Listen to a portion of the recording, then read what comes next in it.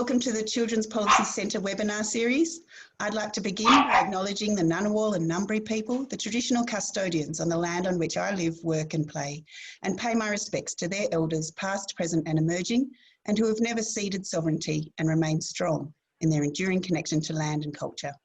My name is Angie Bexley. I'm Deputy Director of the Children's Policy Centre based here at the Crawford School of Public Policy at the ANU. This is the third in our series of webinars at the Children's Policy Centre, marking 30 years since Australia ratified the Convention on the Rights of the Child. You can find the recordings of all of our webinars on the Children's Policy Centre website.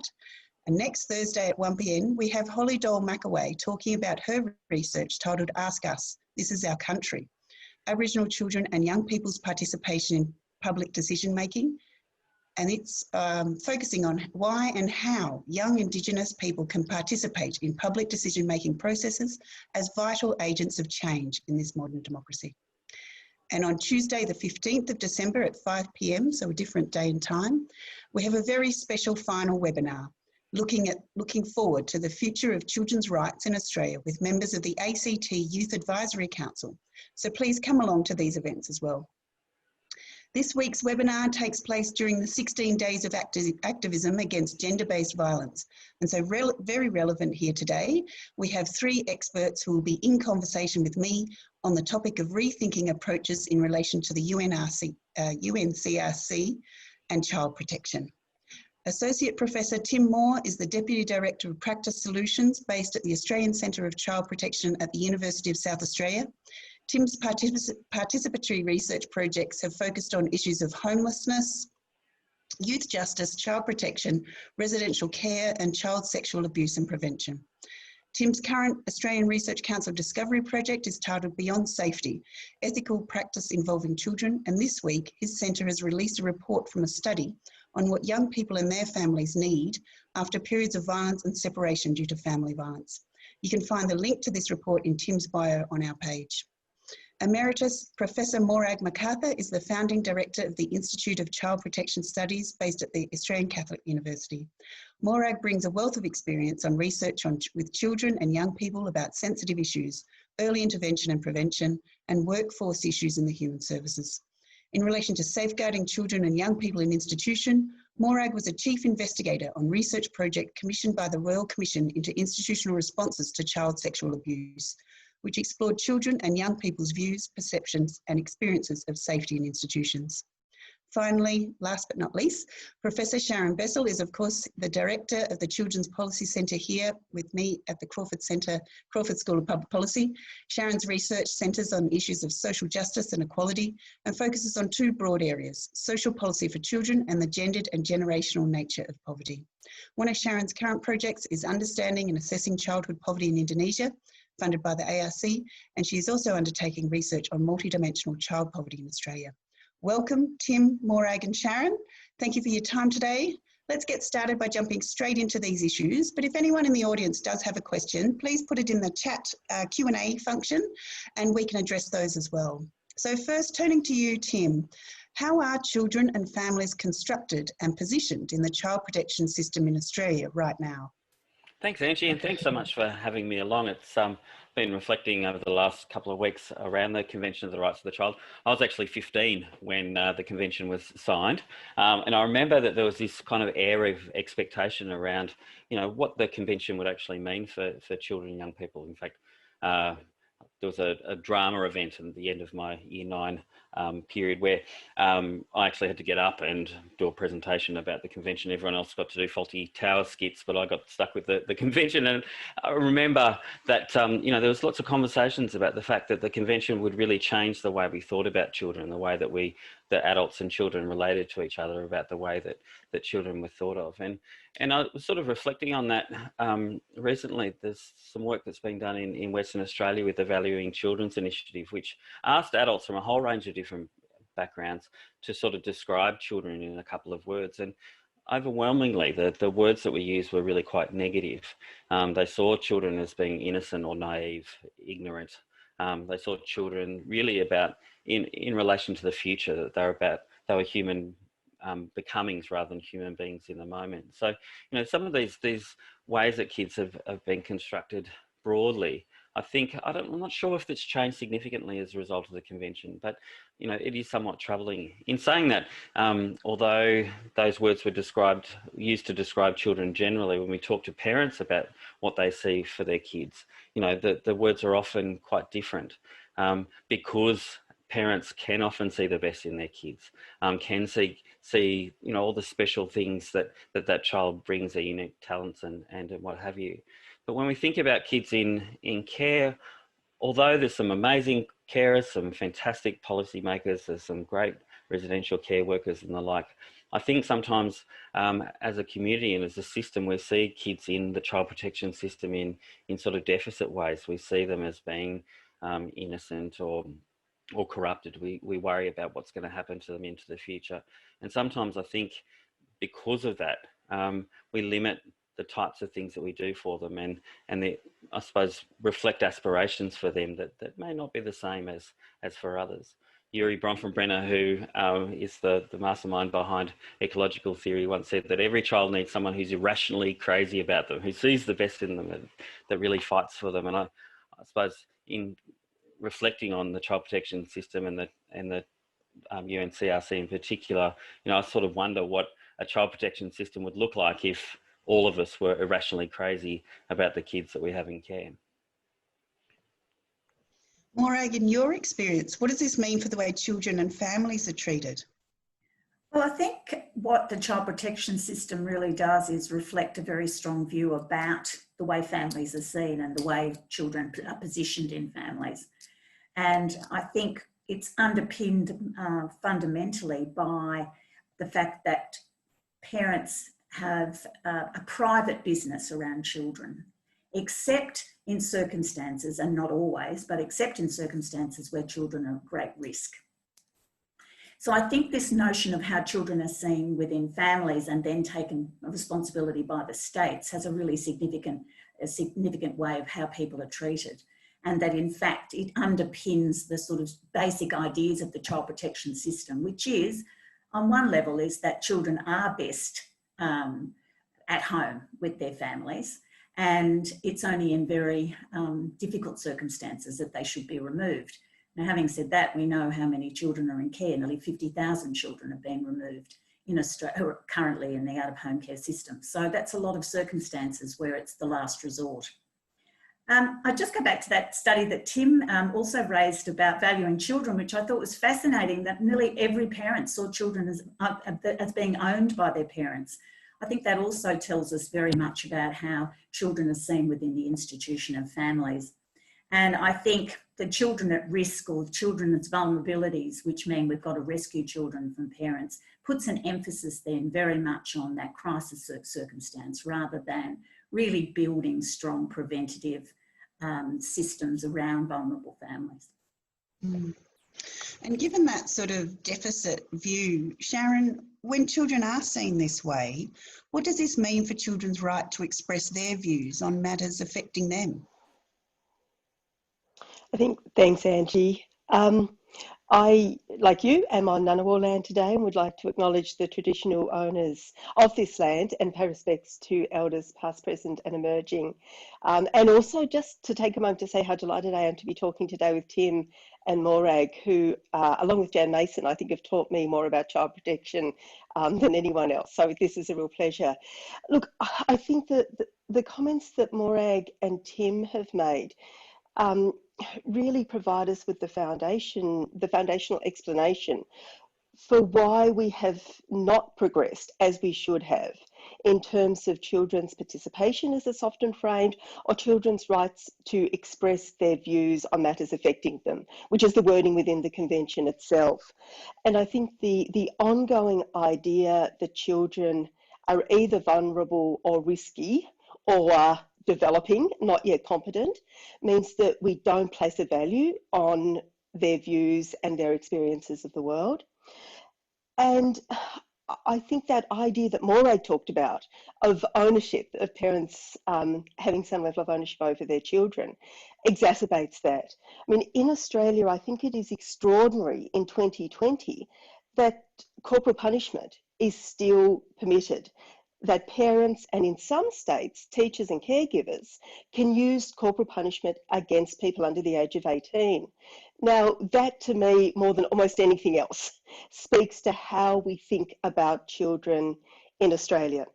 And until we start to shift some of those attitudes, I don't think we will see the spaces being created for children to express their views. And of course, when you overlay that with the idea of child protection, which is really often embedded in a deficit discourse, these are problem children from problem families, from problem backgrounds, in problem suburbs. Now, this is the kind of narrative that we often see around this. And so you have a double burden, if you like, in terms of trying to create that space for children's views to be taken seriously.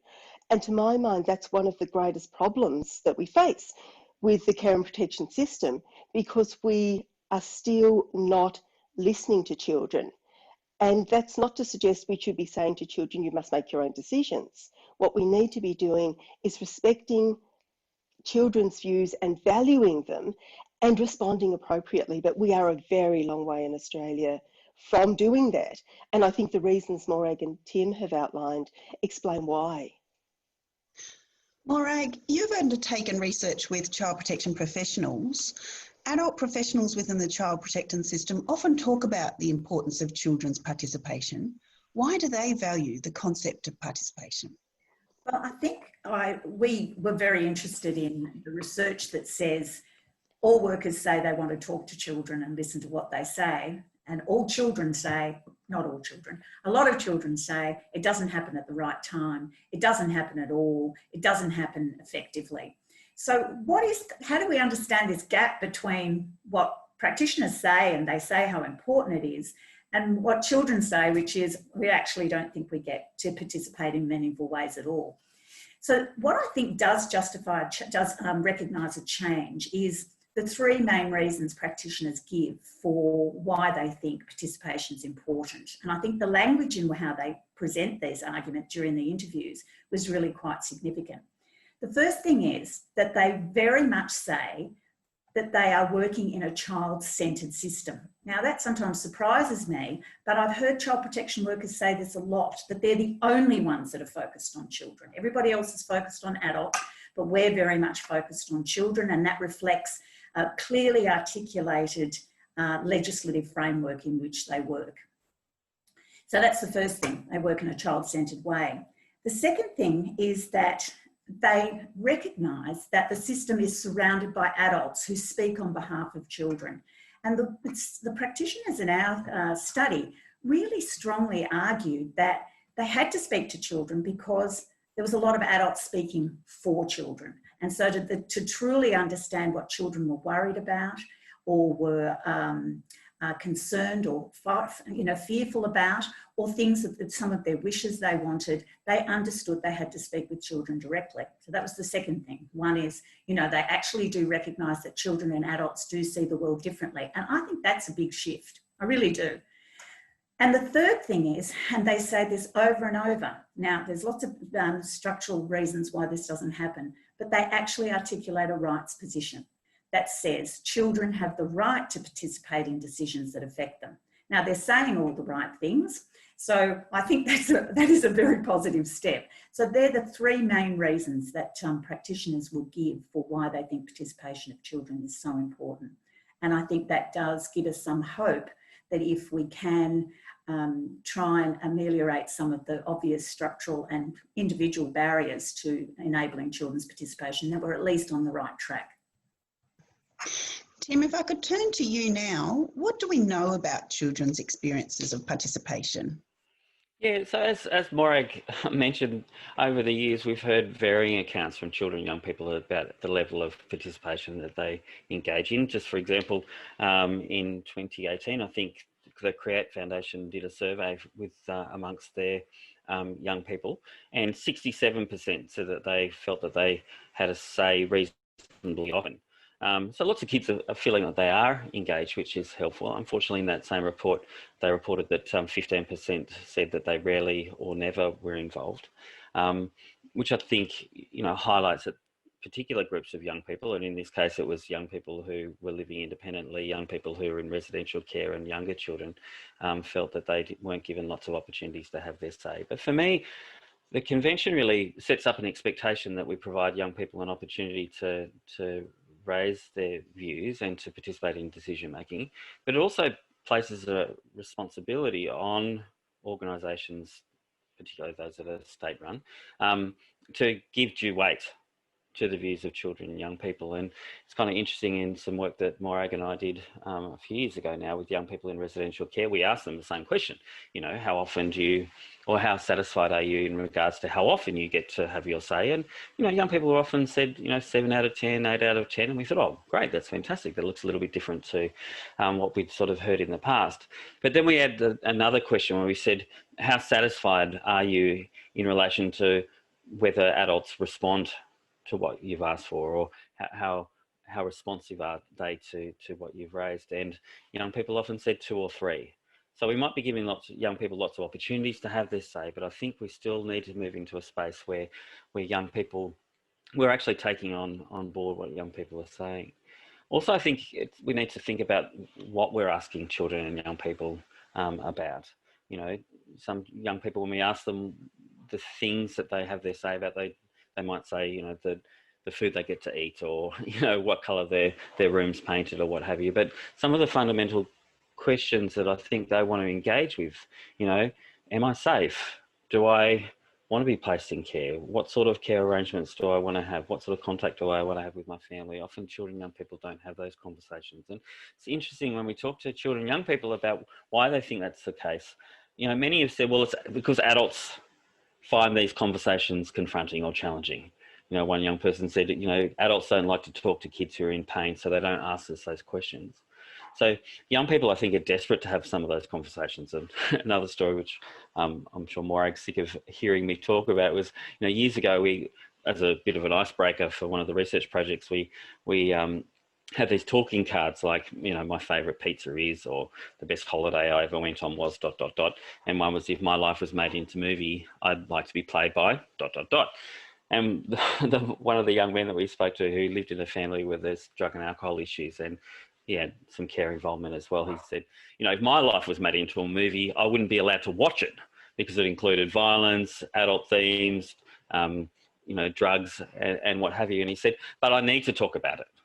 You know, I need people to ask me what I need. I need people to talk to me about what I think should happen, because if I don't have those conversations, then people don't know what's going on for me, and I feel completely invisible. Invisibility is another word that we hear quite often when we talk to young people about some of these issues, that they feel like all these decisions are being made around them, important decisions that they aren't being engaged with. So I think we're getting kind of, not necessarily mixed messages, but a varying experience, that I think we are talking to children and young people more than we were a decade ago or 30 years ago. But I'm still not sure that we're talking about the right things in the right ways at the right time. And that children, I think, are being let down to some extent as a result of that. And invisibility is such a thread that runs through our work as well. Sharon, children who find themselves in the child protection system often end up in out of home care. What do we know about children's experiences of participation in that system? Well, I think as Tim's sort of started to discuss, it's really quite mixed. And some children will report really positive experiences of being able to have a say on things that matter to them and be involved in decision making. It's often, and I think Tim started to go to this in the points that he was making, it's often around the way in which questions are asked, or the way in which engagement that takes place. And I think one of the particularly worrying statistics that we see around the out-of-home care system is that about 35% of children in care have had more than 5 caseworkers. Now, there are a lot of reasons for that, and there are a lot of understandable reasons for the high turnover and the churn amongst caseworkers in the out-of-home care system. But I think that's one of the really critical issues that prevents children from feeling as though, or that often prevents children and young people as feeling as though they're being listened to, because often they will just feel as though they've started to develop a relationship with a caseworker, and if that caseworker's good, and there are many fantastic caseworkers out there, then the child or young person will start to think, finally I've got someone to listen to me, finally I've got someone that I can trust and that I can talk to. And I think most of us would know from the children in our own lives that it often takes time to establish the kind of relationship with a child or young person that means they have that level of trust to be able to open up and to talk through the things that are important to them. And often those conversations don't have when we say, how are you going? Have you got a problem? Is everything working for you? Those conversations happen almost serendipitously when adults and young people or children are doing things together over time. Now, the structure of the system means that that very rarely happens. No matter how fabulous a caseworker is, the structure often means that he or she doesn't have the time and scope to really develop those kinds of relationships. And then at some point, they'll likely move on if we look at those statistics. And so I think this is a real issue, that even if a child or a young person wants to talk about their experiences and the caseworker is open to listening and wants to hear, the structures don't always enable that. And so I think what we really need to do is to step back and to say, how is this system operating? How is it structured? And how do we actually build time for relationships to develop into a system that is often really very bureaucratic?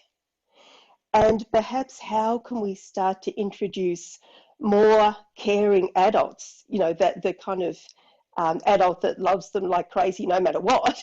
How do we start to introduce more of those people into the lives of children and young people who are in out-of-home care?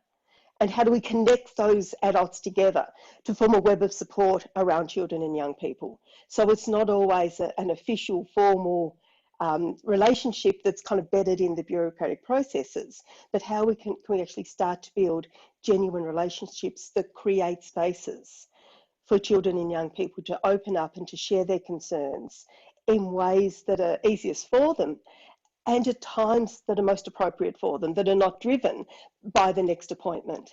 And so I think some of those issues are really fundamental, but that really means revisiting the way the whole system operates in order to genuinely make it child-centred. I think it's so encouraging to hear the comments that workers were saying to Morag, that this is a child-centred system. And I think there are so many people in the system that want to make it so. But we have some fairly significant reforms that we need to make if we really are going to put children at the centre. And some of that is doing things quite differently, like the way we have meetings, not sitting around a table. No, not inviting children into a room of adults that are all in their workspace, but approaching, you know, those kinds of interactions really differently. And those sorts of things are doable, and in some cases they're happening. And I think that starts to really break things down so that children can participate in much more meaningful ways. I'd just add the other part of the other article of the convention that's really important here, alongside Article 12, are the articles around children's right to information that's age appropriate and that's shared in a way that makes sense to that child, depending on their age and stage of development. So if children are really going to engage in conversations around their lives, then they also need to have the space to do that, but the information that enables them to engage. And I think that part of it we don't always do well. And sometimes that's because in the way our child protection system, and particularly our out-of-home care system, is structured, there are often no real choices for children.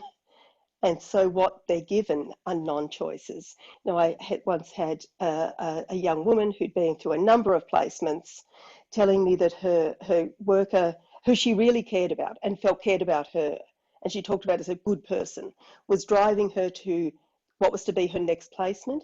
And her worker said to her, "You have got to make this work because we're out of choices. This is the end of the line. There's nowhere else for you to go." So when we've got a system that operates like that, we can't have meaningful participation of children and we can't uphold their rights. There does seem to be real problems around the right to participation.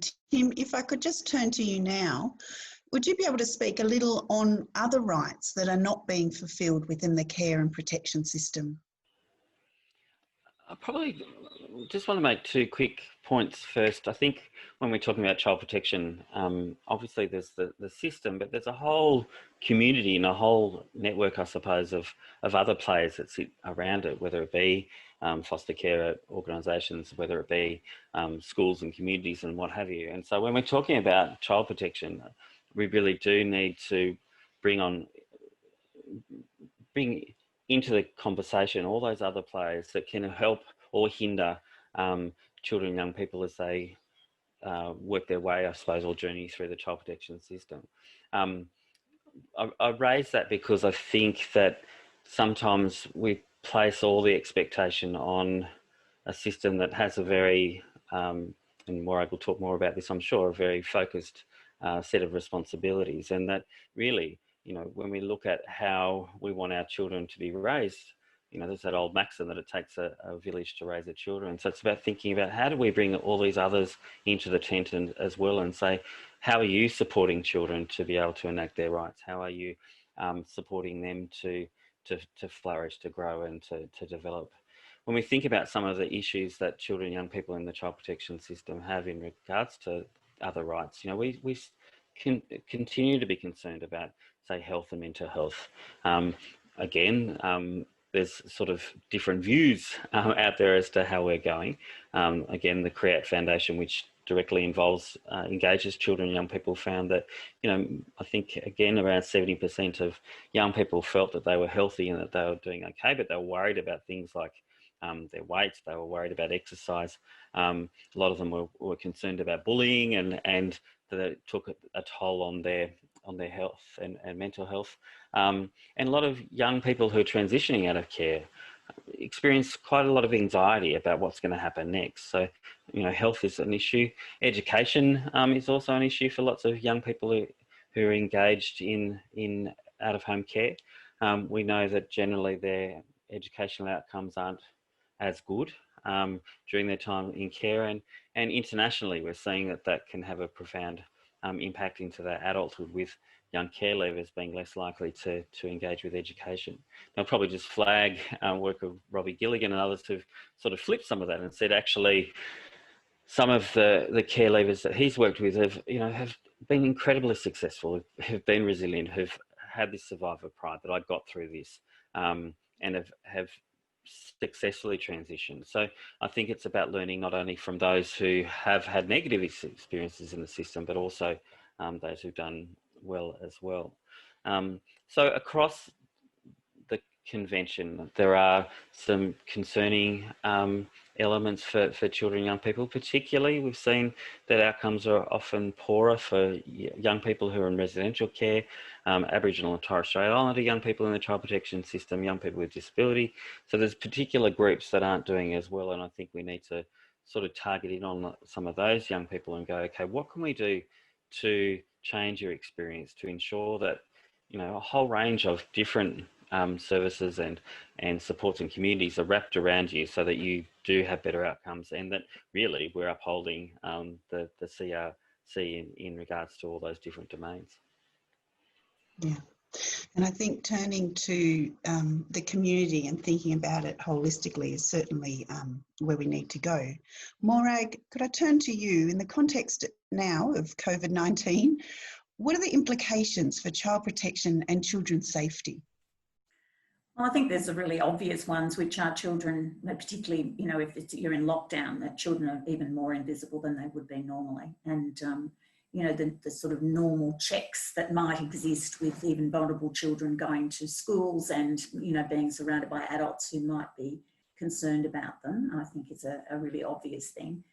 You know, what we do about that, I think, has to happen at a community level. Child protection workers aren't going to come and knock on the door to make sure every child in the street's okay. So it really is beholden on the community to be much more aware of children.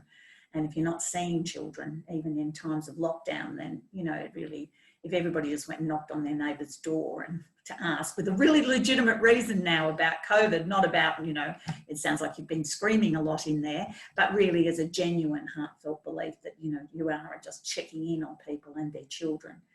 I think the second thing that's really obvious is the fact that the economic impact, which is always very strongly felt on vulnerable families, is even more accentuated by COVID. And on the one hand, there has been some reports that JobSeeker, with its increased amount of money, has actually reduced some types of stress. But I think the future thinking about how that's being reduced over and over again over the next few months will also be problematic, leading to, you know, increased drug and alcohol use and all the things that go with that, like family violence. So I think they're the sorts of obvious things. I think there's quite a bit of work to be done about how the child protection system continued to function during this period. And I think to be, you know, child protection workers were still, even in Canberra, which had a very minimal time of lockdown, was still visiting families in person, unless the family said they didn't want them to come, which is an interesting thing. I think the workers might have gone, okay, I'll just stay in my office. So yeah, I think there's some really expected and troubling aspects of the impact of COVID. And I think what we never really talk about with respect to vulnerable families, apart from the sort of intergenerational trauma that happens and how many families have already had their experience of being a child in care, you know, in previous generations, I think really is something we need to think about with respect to going forward. But what I was going to say was, I know I've lost my train of thought there for a moment, but I know what it was. It really is the impact of the economy and poverty and living in poverty. And I think Sharon and Angie's work is going to be so interesting in understanding how that plays out in, you know, particular families and the impact on children. We don't talk about those big structural things. We talk about parenting and community deficits, and we talk about drug and alcohol problems that are seen as individual problems. But in fact, there's a whole lot of structural explanations that are really hard to change, but need to be at least talked about and identified and, you know, provided as an explanation for why people are doing it tough. And Sharon, returning to you, and this is something you did touch on when we're kind of broadening out and looking beyond care and protection to the community, how do we keep children safe or think about protection in the community? Sanji, I think this is fundamentally important. And of course, things have changed this year and things change again in a time of lockdown. And if we go back into a lockdown, then everything that I'm about to say gets reframed. But assuming that we are not in lockdown, I think one of the really important things is to make children welcome in the community. You know, we mentioned earlier invisibility, and very often in our communities, children are almost invisible. You know, they may be present with adults in the shopping mall, but on their own, they're rarely there. And I mean, a lot of this is explained by increasing concerns across the kind of the second half of the 20th century and into the 21st century about the risks facing children in public spaces. And we compare, you know, a childhood, the way people would describe their childhoods growing up in kind of the 1950s or the 1960s compared with the 80s or 90s, and then compared to today. And those public spaces for children have often been closed down because of risks or concern about risks. And yet the fewer children who were in public spaces, arguably, the more those risks increase. So at a very broad level, we need to aim to build the kinds of communities that welcome children into public spaces and also encourage relationships between adults and children. Now, we did some work a few years back now on children's views of what makes strong and supportive communities. And intergenerational relationships were so fundamentally important to children. And when children had strong relationships with neighbours, felt the person who works at the local shop or the bus driver cared about them and had a chat to them, their own sense of self and of worth and of safety increased enormously. And at a practical level, you've then got people watching out for each other's children rather than us all only being concerned about our own children. So I think at a very broad population level, we need to think about the nature and structure of our communities and how we actually bring children into those communities. I'll share a comment that one young boy who was about 10 at the time of the research said that he often rode his scooter around his local streets, but he would very often get yelled at by people if he rode on the footpath and told to get off the footpath. It was no place for a scooter. If he went onto the road, he'd get beeped at by cars and people would yell out the window saying, "Get off the road, this is no place for a kid on a scooter." So where did he belong? There was no place for him to kind of make use of his own space. But that same boy talked about the safety and inclusion that he felt when he was around neighbours who said hi, knew him by name and asked how he was. So I think the starting point is actually how we include children in a much more meaningful way in our communities, and how we start to build, as I said earlier, those webs of support for children to make sure that they're included and that they feel safe, and that people are watching out for children and keeping an eye on themselves and one another. And I think if we can build from the community up and create safe, supportive spaces for children and create relationships so that children feel they are able to talk about what's happened if things go wrong, that they may not only have a parent to turn to or a teacher, but other people in their community that they know care about them and will act for them, I think is really fundamentally important.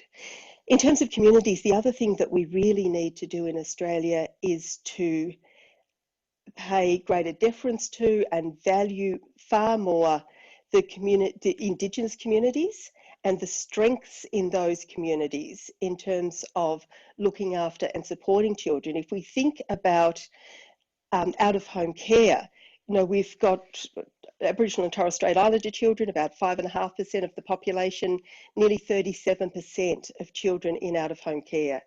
So there is such a massive issue in relation to Aboriginal and Torres Strait Islander communities. But we also know and are increasingly valuing the strength of so many Indigenous communities and the knowledge around child raising and childcare and keeping children safe. And so I think that's the other thing that we need to do really urgently in parallel, is engage respectfully and meaningfully and support Indigenous communities to care for and support Indigenous children. Thanks, Sharon. And onto this is sort of like our last leg or summary kind of questions, and they're big questions. Tim, I'll turn to you first. How has the CRC changed or improved the lives of children who are dealing with protection issues? So like I said, 30 years ago, I think there was a real air of expectation about how things would change.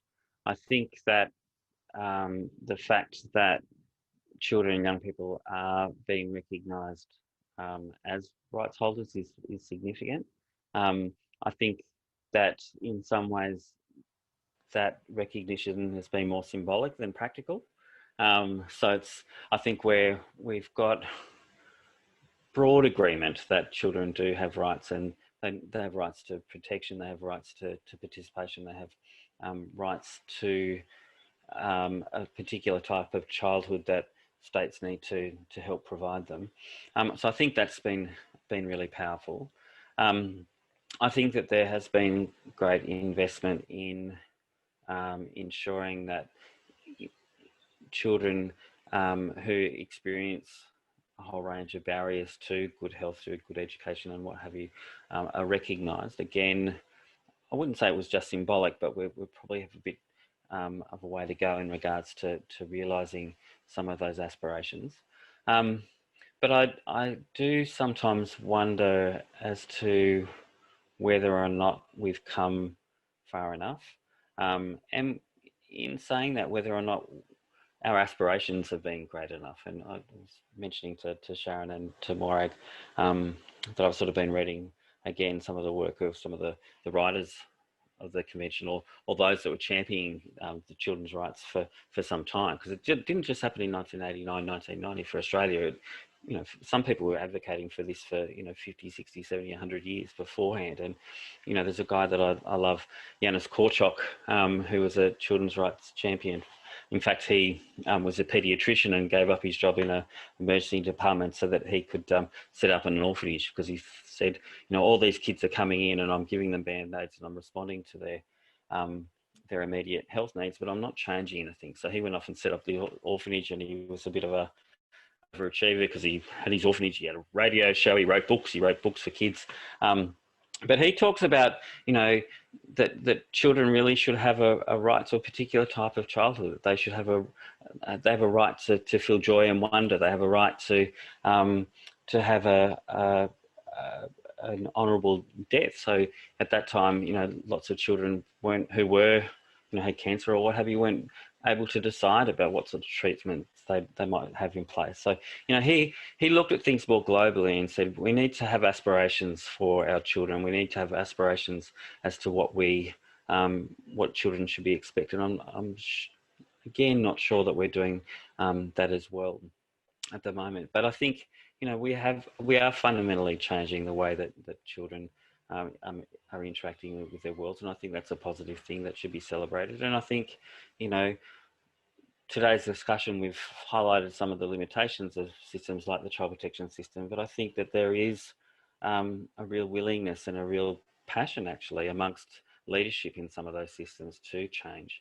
Now, these are huge juggernauts that need to be moved around within a context where there's massive political pressure and pressure from the community to act in a particular way. So, you know, I think it's about what needs to be done to be enact, or to help leaders to enact the convention, is for communities to start to come on board with some of these ideas and to provide them a space to be able to make some of these courageous decisions and put you know, funding in where that's needed. Morag, what's your view on this around children dealing with protection issues and the CRC, and how far we've come? Well, I agree with Tim that I think we've, you know, when you think about at least the rhetoric, the legislative, every, you know, legislative framework around child protection in Australia talks about children's rights to have certain things. I think that's, you know, that is certainly a step in the right direction. Another area I think that represents a shift in, you know, the importance of a rights perspective is the right for children to have continued relationships with their families and communities. And I think the child protection system and the out-of-home care system, although again, there's lots of, you know, issues around it, but there is now an acceptance that even when children are in care, they continue to have connections and relationships with the people in their family of birth and their community of, you know, that they've been brought up in. And I think that's a really major recognition that you don't just remove children and separate them from, you know, their backgrounds in ways that cause all sorts of identity and psychological issues down the track. So I think that, you know, the right for children to have continued contact, and they're even changing the language around family time instead of this notion of contact, which I think also language matters. And I think family time is a really big shift away from this very administrative notion of, you know, ticking a box that yes, children have contact 4 times a year, that's the recipe, and to have a much more meaningful discussion about children's ongoing relationships with their families when they're in care. I mean, I think that's, there's a lot of very good examples of how I think the convention has been woven into the legislative framework that then frames policy and practice. Long way to go. But it's a, you know, it is an important set of steps that at least acknowledge that children do have these rights. And lastly, Sharon, before I open it up to general comment, how could the concept of rights change things for the better? I think I agree entirely with Tim and Morag that we have come a long way. You know, the fact that we have charters of rights in all states for children in out-of-home care is a huge step forward. And I reflect back to when Australia ratified the convention. Tim was 15 at the time. I was 3, of course. But I was old enough to be involved in some of the debates, and not long after Australia's ratification, or about 6 years after, in 1996, the federal government established a treaties committee. which was to examine all of the treaties that Australia ratifies. Now, interestingly, the first treaty that was examined was the Convention on the Rights of the Child. And at the time, there was a debate about whether Australia should even have ratified this document, whether children's rights had any relevance to Australia. Now, fortunately, the committee reported that Australia should remain a signatory to the convention, and that the convention had value in Australia. Interestingly, there was a minority report that rejected that majority position and argued that Australia should de-ratify, should withdraw from the convention.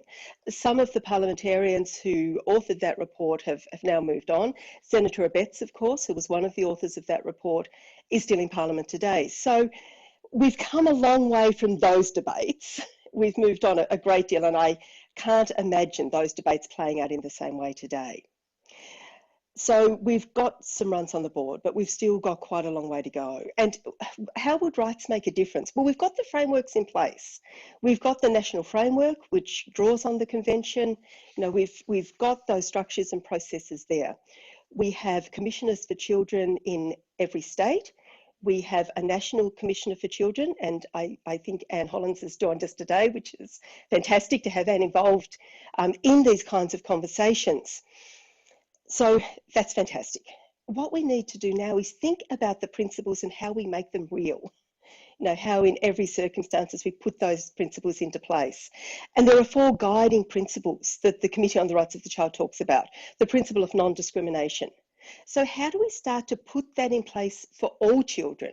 And how do we particularly think about non-discrimination for children who are in the child protection system or who are in out-of-home care?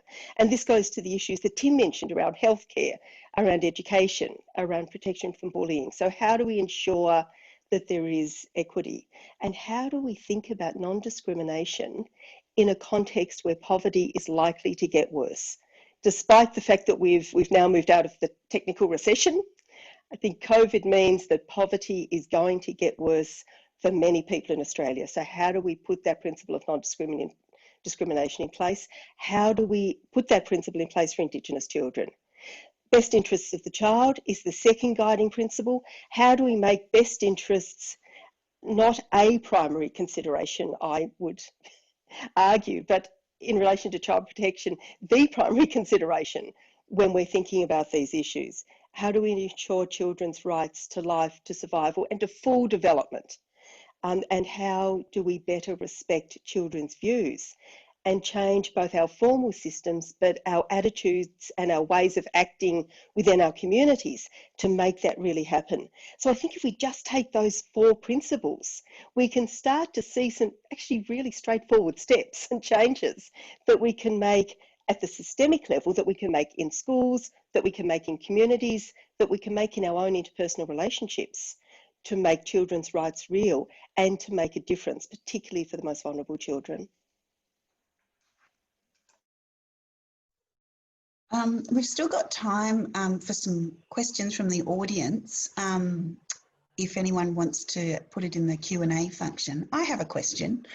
I'm really interested in attitude change, value change, and I think there's strands of this that you've picked up through the conversation, but why do we see such a gap in the values that adults espouse and the experiences of children?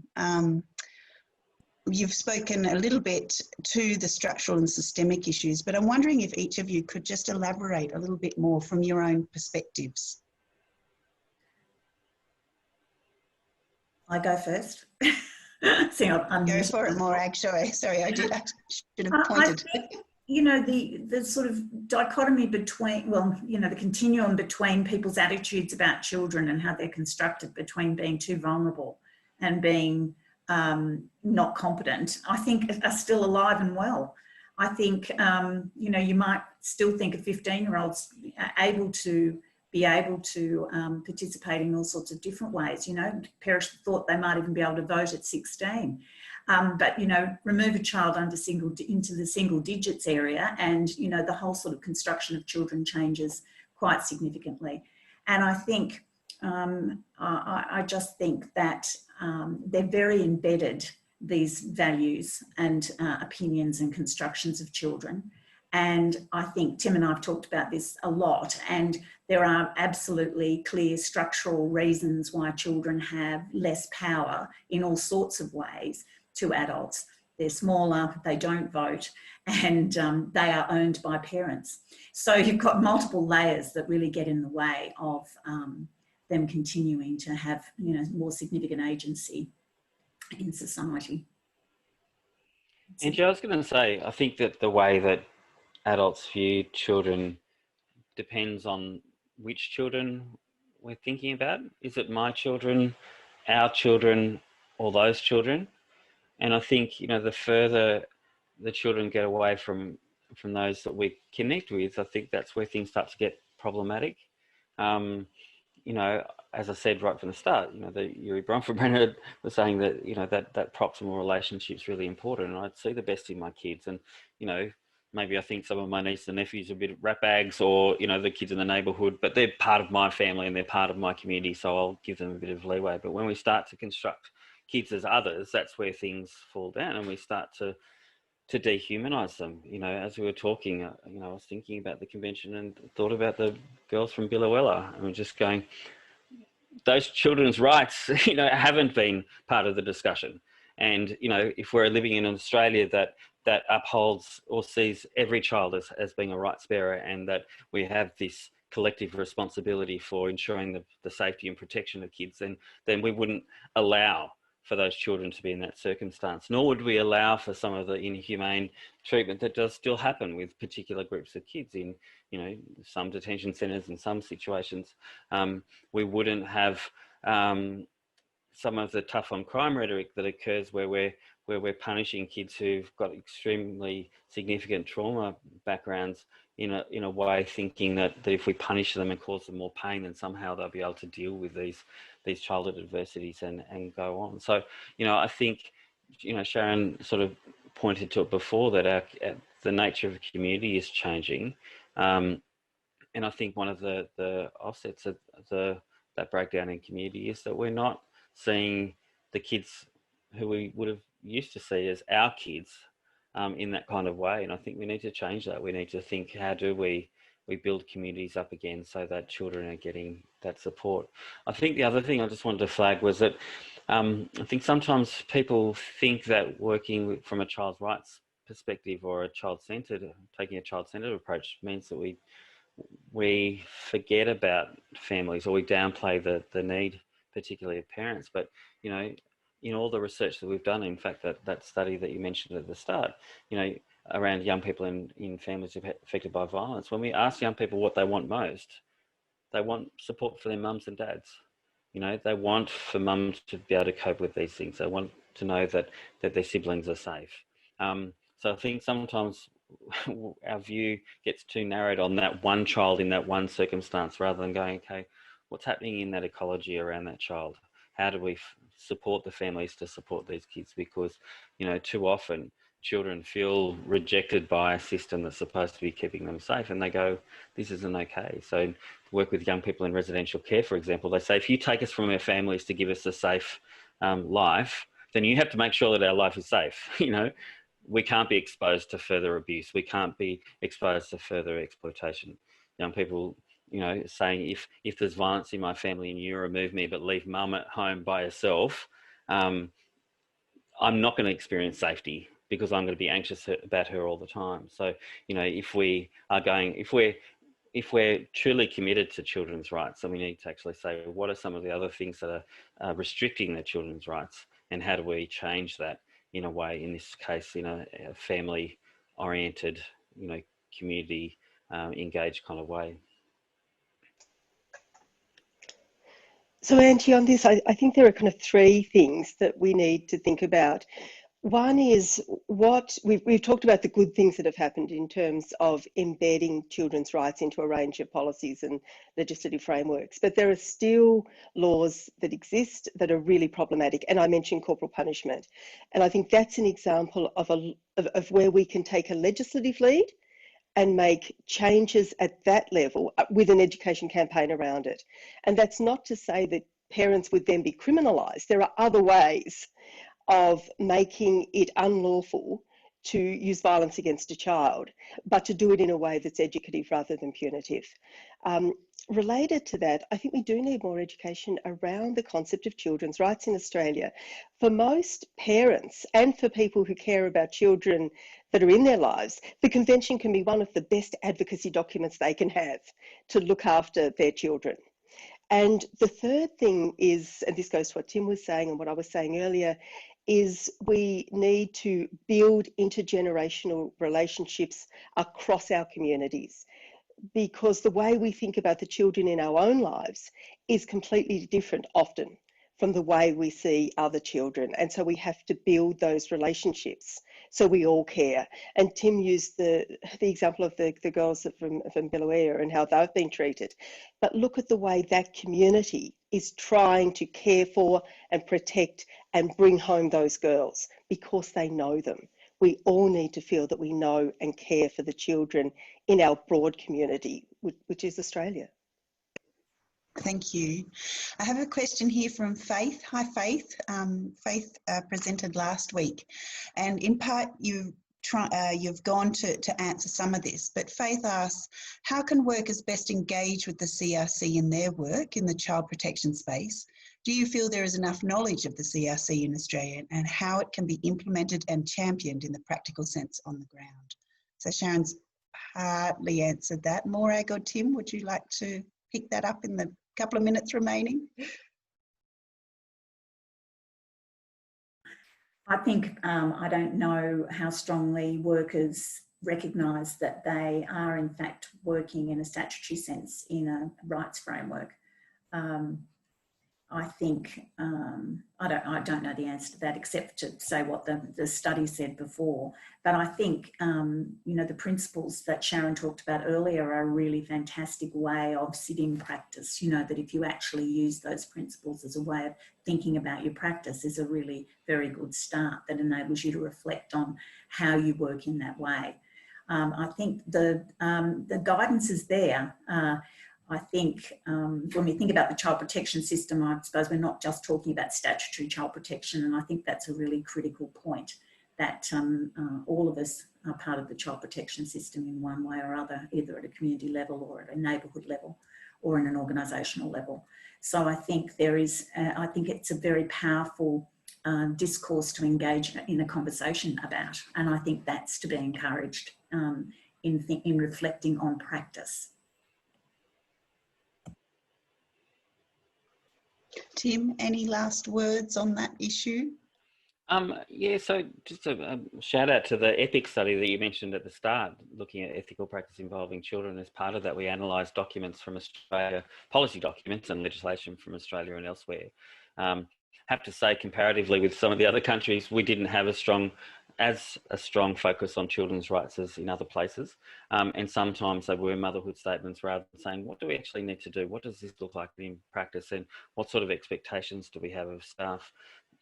Which really enables staff to go, this is what I need, but also giving them permission to say, actually, you know, the children's rights stuff is so important that maybe I can put away the paperwork for the time or prioritise some of this participatory work in ways that we hadn't. So, yeah, what we need to do is to I suppose, build up that understanding of the children's rights framework, but also provide workers who have got, you know, significant workloads and have got competing priorities, giving them the space to be able to do some of this kind of work. At the same time, I think we need to look at how we enable children and young people to have some recourse when their children's rights aren't being upheld. You know, if there's an expectation that kids will go to school, what recourse do kids have if the system hasn't enabled them to do that, so that they can get, I suppose, some justice in that regard too. So I think it's changing our legislation a little bit, it's building practice frameworks, and then having some real guidance for children and young people as to how to utilise their children's rights in this particular space. Thanks, Tim. And Sharon, would you like to add any final words? No, I'll leave. I'm not sure if we have time for any of the other questions, but otherwise I've probably covered most things I wanted to say. We have unfortunately come to the end of our hour, but this has been such a thoughtful and engaging discussion today. Thank you so much, Tim, Morag and Sharon. And I want to thank you also for your time. You're very busy people. And thank you everyone for joining us today. I'm going to close this off for now, but thank you.